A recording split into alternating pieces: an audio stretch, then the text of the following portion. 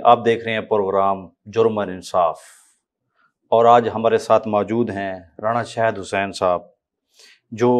ممبر پنجاب بار کے امیدوار بھی ہیں، جو کسی تعارف کے محتاج نہیں۔ آج ان سے ہم کچھ سوالات کریں گے اپنے پروگرام میں۔ رانا صاحب السلام علیکم۔ جی وعلیکم السلام وسیم بھائی۔ رانا صاحب، سب سے پہلے آپ ہمیں یہ بتائیں کہ آپ جو ہے کہاں پیدا ہوئے بیسیکلی، اور آپ نے جو ابتدائی تعلیم ہے وہ کہاں سے حاصل کی؟ جی وسیم بھائی، اس سے پہلے میں سب سے پہلے آپ لوگوں کا، آپ کے نیوز چینل کا شکریہ بھی ادا کرنا چاہتا ہوں، اور آپ کو اس نئے سفر کے اوپر ڈھیر ساری مبارکباد دینا چاہتا ہوں۔ شکریہ کہ آپ نے ہمارے ملتان کے لحاظ سے جس طرح آپ نے اپنا ایک ایز اے وکیل، ایک پروفیشنل وکیل کے طور پہ اپنے آپ کو منوایا، اور یہ جو آپ اس معاملات کو لے کر یہ سوشل میڈیا اور چینلز پہ آ کے یہ جو آپ قانون کی اور لوگوں کے رائٹس کی بات کرنے کی طرف جا رہے ہیں، میں اس پہ آپ سب لوگوں کو مبارکباد دیتا ہوں۔ بہت شکریہ سر۔ میری پیدائش جو ہے یہ فیصل آباد میں ہے، اور ہم انڈیا سے مائگریٹڈ ہیں۔ انڈیا کی ڈسٹرکٹ ہوشیارپور کی ایک تحصیل ہے دسوہا، اس تحصیل سے ہم لوگ بلانگ کرتے تھے، پاکستان مائگریٹ کیا، اور فیصل آباد میری پیدائش ہے، اس کے بعد یہاں ملتان میں ہے۔ تو میری یہاں تمام اکیڈمک ایجوکیشن جو ہے وہ ملتان کی ہے۔ ایمرسن کالج، جسے ہمارے دور میں بوسن روڈ کالج کے نام سے لیا جاتا تھا، اور میرا خیال ہے کہ جنوبی پنجاب کا یہ سب سے اچھا کالج تھا ملتان کا۔ تو وہاں سے گریجویشن ہے، اور پھر میں نے ملتان لاء کالج سے لاء کمپلیٹ کیا، اور 2003 سے میں نے یہ پروفیشنل لائف سٹارٹ کی۔ ماشاءاللہ۔ اچھا رانا صاحب، وکالت کا سفر کب اور کہاں سے سٹارٹ کیا آپ نے؟ مطلب یہ ہے کہ آپ کو ترغیب کب آئی کہ میں نے وکالت کرنی ہے، اور اس کے بعد جو ہے آپ نے اس میں آنے کے بعد کہاں پہ، مطلب یہ ہے کہ ابتدائی جو وکالت ہے کہاں پہ سٹارٹ کی؟ میں اس میں ہے تو میری پرسنل سی لائف کا، لیکن میں آپ سے شیئر کروں گا کہ ہم جب ملتان میں آ کے جس جگہ ہم لوگوں نے رہائش رکھی، تو ہمارے ہمسائے تھے سید فرزند حسن زیدی، اللہ غری کے رحمت کرے، فوت ہو گئے ہیں، علی گڑھ سے پڑھے ہوئے تھے، اور یہ ہمسائے تھے، تو ان کے ساتھ ایک تعلق بنا، ان کے پاس جانا، ان کے پاس بیٹھنا، تو اس چیز نے مجھے لاء کی طرف جو ہے، اس پروفیشن کی طرف انسٹیگیٹ کیا، اور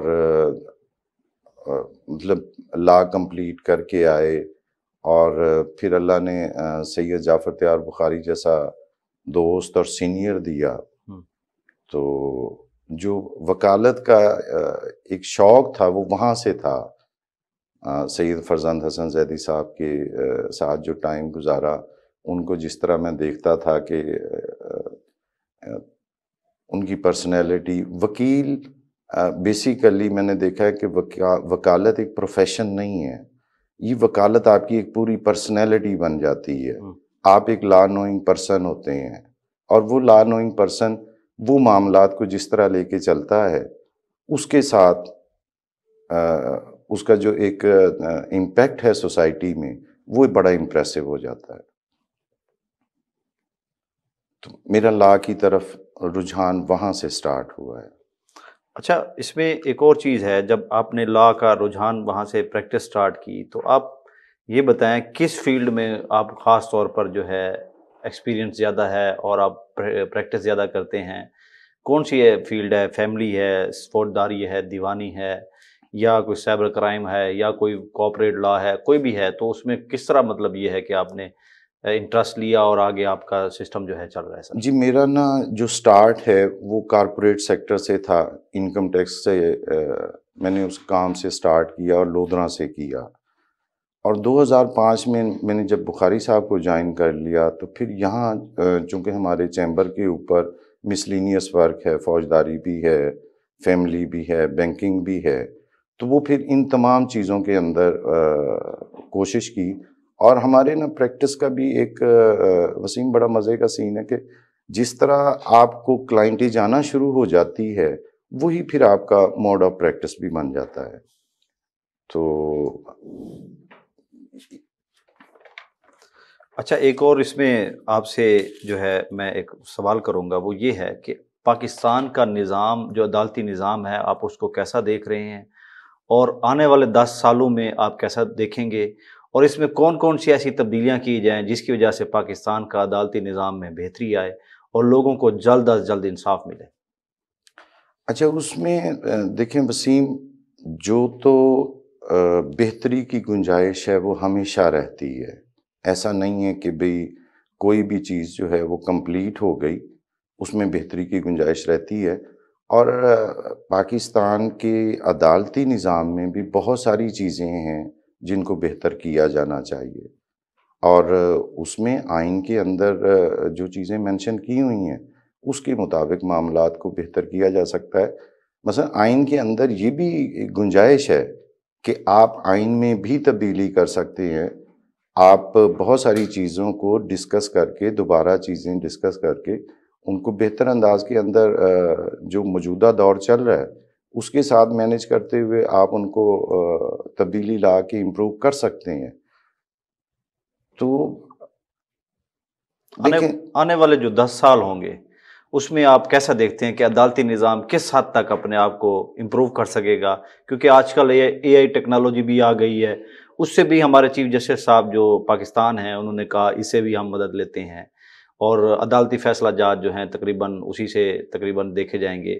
اب آپ یہ بتائیں کہ آنے والے 10 سالوں میں پاکستان کا جو عدالتی نظام ہے وہ کس حد تک بہتر ہوگا؟ اس میں کون کون سی اصلاحات کی ضرورت ہے؟ ججز کی تعداد کم ہے، یا کوئی مطلب اس طرح کی جو لیٹیگیشن ہے، لیٹیگینٹ کو کون سی سہولیات ملنی چاہیے، اور اس کے بعد لیٹیگیشنز کو کم سے کم ہم کیسے کر سکتے ہیں؟ اس میں سے کون سی ایسی اصلاحات ہیں جو لیٹیگینٹ کو سکون کے ساتھ انصاف مل سکے؟ آپ دیکھتے ہیں کہ ایک سول کوڈ کے اندر کوئی بندہ اگر دعویٰ دائر کرتا ہے تو کم از کم میرے اندازے کے مطابق 2 نسلیں تو اس دعوے کو چلاتی ہیں، 2 نسلیں چلاتی ہیں، اس کے بعد جا کے فیصلہ ہوتا ہے. تو یہ کون سی وجوہات ہیں جو انسان جو ہے، جو ہمارے پاکستان کا عدالتی نظام ہے اس کی وجہ سے لوگ عدالتوں میں خوار ہو کے رہ جاتے ہیں کہ ہمیں انصاف نہیں مل رہا، اور یہ بہت لمبا چلتا ہے؟ دیکھیے وسیم، جو تو آپ نے یہ سوال کیا ہے یہ اتنا کمپریہنسو ہے، لیکن جو شارٹ کٹ ہے نا وہ یہی ہے کہ آپ 1973 کے آئین کے مطابق اپنے معاملات کو مخلصی کے ساتھ لے کر چل پڑیں تو 10 سال تو بہت دور کی بات ہے. دیکھیں، جب آپ نے اچھا کرنے کا سوچ لینا ہے نا تو اچھا ہو جانا ہے،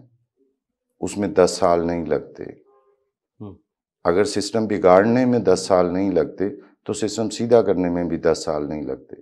سسٹم آج سیدھا ہو سکتا ہے، اور ایک ہی حل ہے میری رائے کے اندر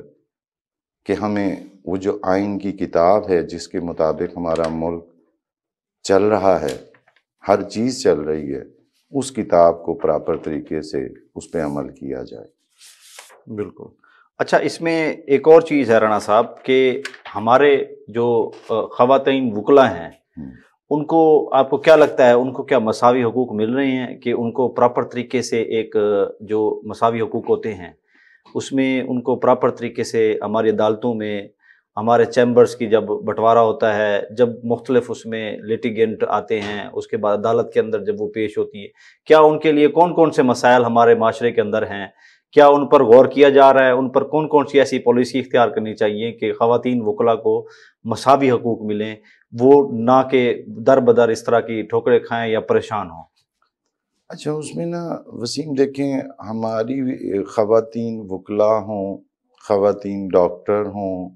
خواتین ٹیچرز ہوں، ایز اے خواتین ہمارے سسٹم میں ان کے لیے پرابلمس ہیں.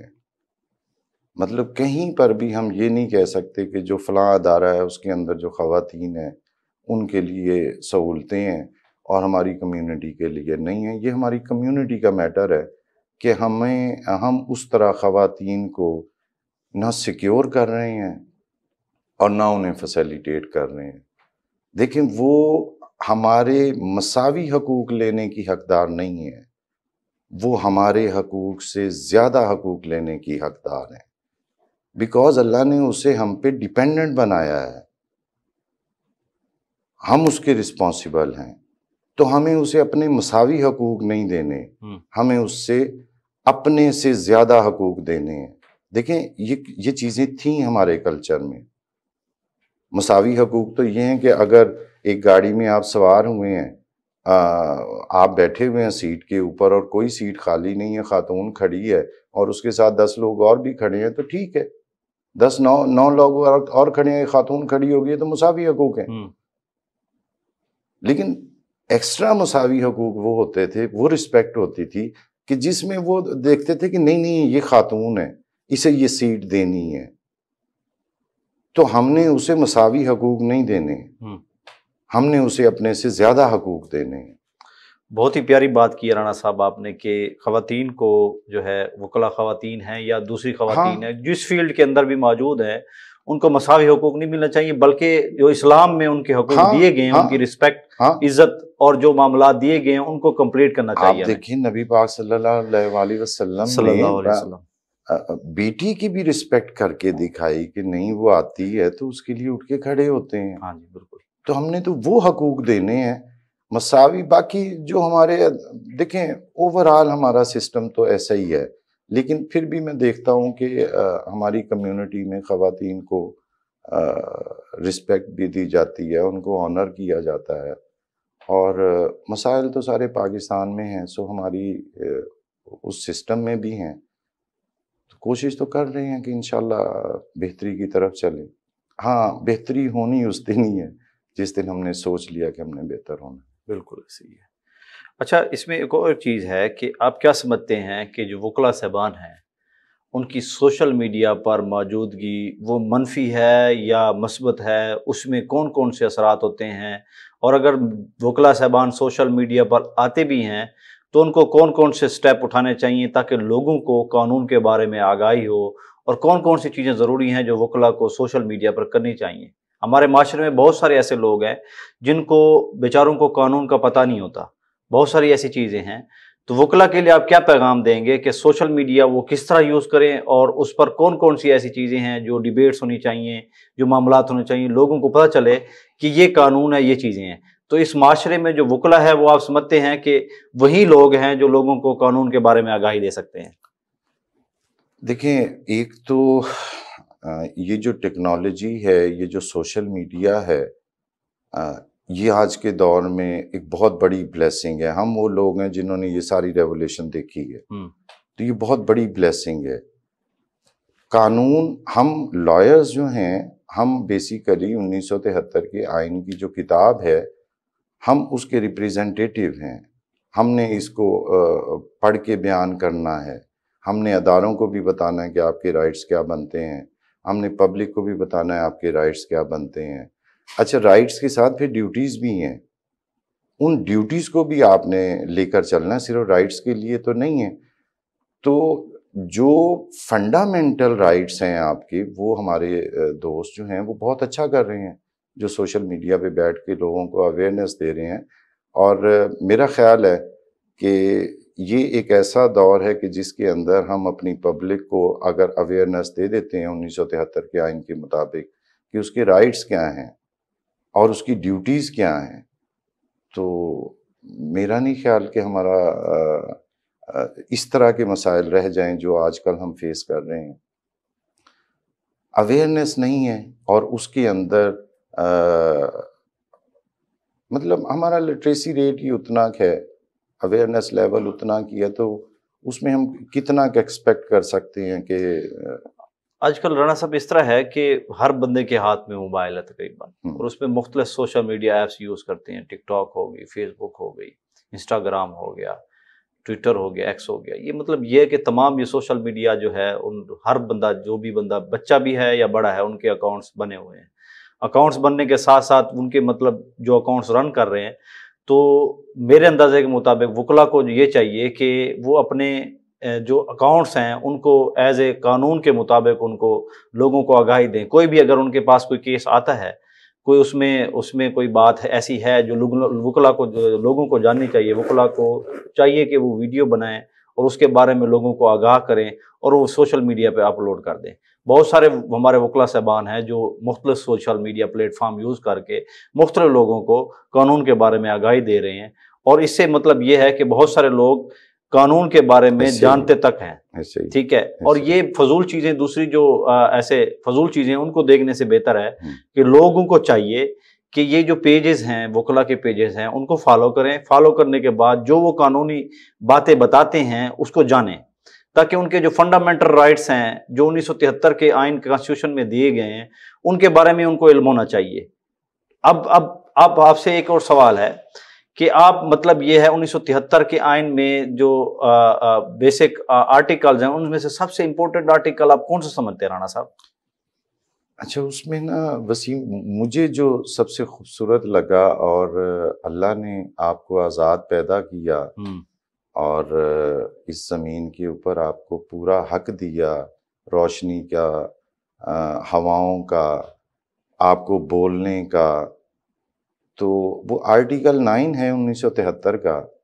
تو اس کے اندر یہ ہے کہ آپ کو قانون کی لیمٹس کے اندر رہتے ہوئے آزادانہ اپنا مذہب، اپنا کلچر، اپنی روایات کو لے کے چلنے کی جو آزادی ہے، مجھے اس میں وہ بہت خوبصورت لگا ہے آرٹیکل 9 جو ہے۔ بالکل، آرٹیکل 9 کے اندر بالکل ایسے لبرٹی ٹو لائف ہے، اس میں یہ ہے کہ ہر انسان اپنی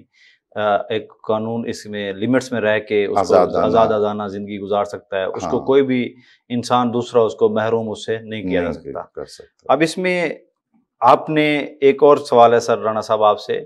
کہ آپ کی زندگی میں کوئی ایسا انسان جس نے آپ کو بہت زیادہ متاثر کیا ہو، اور مطلب آپ بھی ماشاءاللہ بہت سارے نوجوان وکلا کے لیے آئیڈیل ہیں، بہت سارے لوگ آپ کو آئیڈیل سمجھتے ہیں، اور آپ کیا سمجھتے ہیں کہ کون سے ایسے وکلا صاحب، کون سے ایسے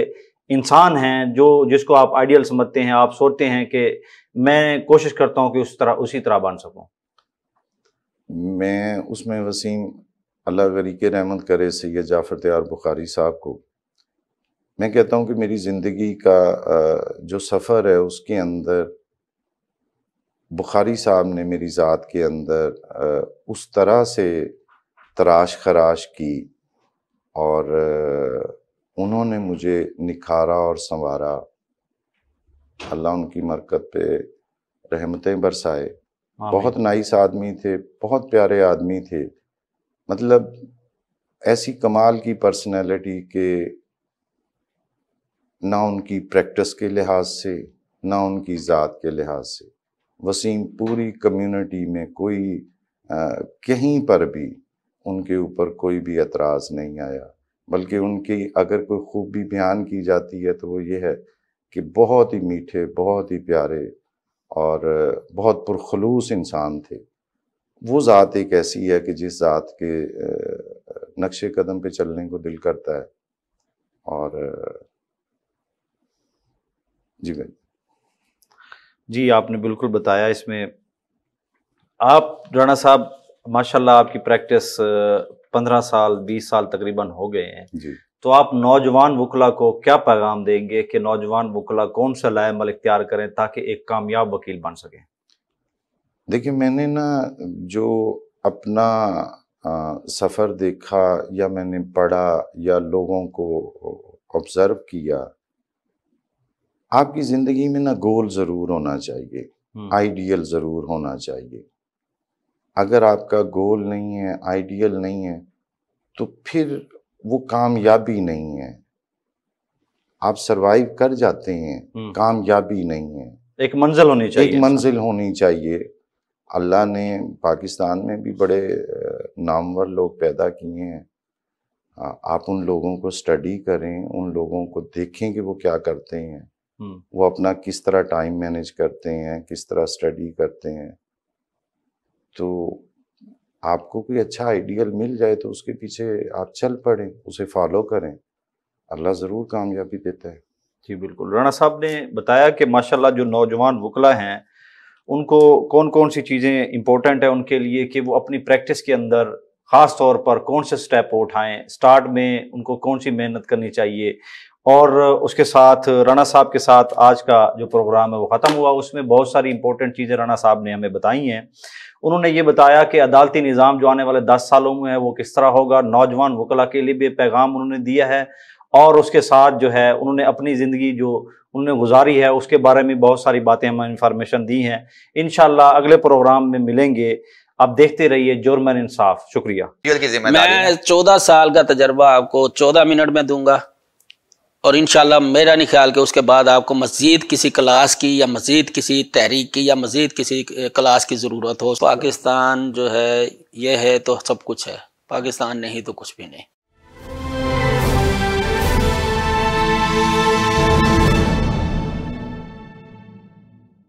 بسم اللہ الرحمن الرحیم.